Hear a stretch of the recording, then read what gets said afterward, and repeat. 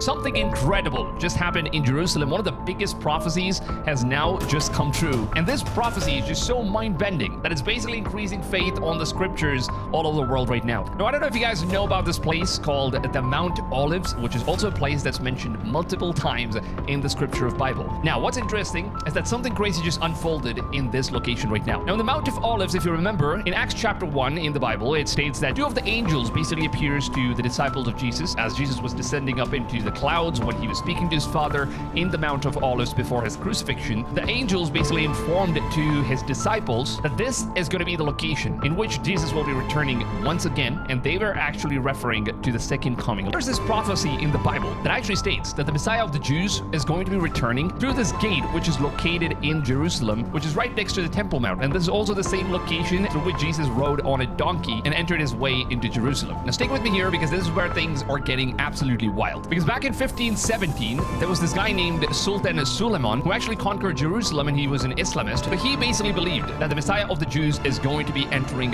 through this particular gate. So he was so afraid that he decided to go ahead and seal off the entire gate completely using these rocks. And that's the reason why the gate right now is completely sealed off, and that place is currently being used as a cemetery for the Islamists. Now this is where things get absolutely interesting, because the Bible actually states that when the Messiah of the Jews is going to be returning, he will walk right past through this gate. And when he does it, there will be a massive earthquake, and it's going to be splitting entire Mount Olives in half, and this particular gate is going to be broken in half. Now that's basically what the Jews' prophecy states. Now I don't know if you guys remember this, but in 1964, the Jews actually planned to build a massive hotel right on top of the peak of Mount of Olives. So here's what's interesting, because as the Israeli government was trying to build this massive hotel right on top of Mount Olive, they decided to go ahead and do a geological survey all across the Mount of Olives. And what they just found is absolutely mind-boggling, because there is this massive fault line underneath the ground that goes all the way from Mount Olives exactly towards the eastern gate. So this travels all the way from the east to west, and the fault line starts from Mount of Olives, and it also ends exactly at the eastern gate, which is the same location where the prophecy says that the Messiah is going to be walking right through it, and the eastern wall is going to be completely broken in half because there will be a massive earthquake. If you read the prophecy which is mentioned in Zechariah chapter 14 verse 4, it very clearly predicts thousands of years ago that this same location, which is Mount of Olives, would one day split in two all the way from east to west. And the geological survey that was just done is also showing a straight fracture line